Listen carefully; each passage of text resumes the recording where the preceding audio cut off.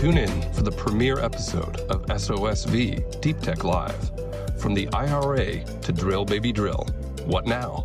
Featuring Princeton's Dr. Jesse Jenkins on the energy transition.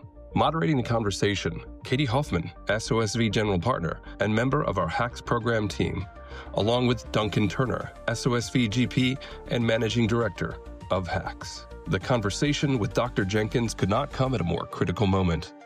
The Trump administration is overturning most of the Biden renewable energy agenda and promising to drill baby drill. At the same time, there's no disputing the fast-rising demand for electricity, our badly outdated transmission grid, the huge momentum in nuclear and geothermal, and the worsening impact of climate change. How much did Biden accomplish?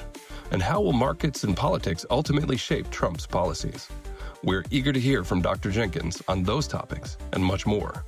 This is the first in SOSV's new Deep Tech Live event series, which features top technologists, researchers, and founders working on the frontiers of deep tech. The events will be live streamed online and available later on demand. From the IRA to Drill Baby Drill, What Now? On Deep Tech Live from SOSV.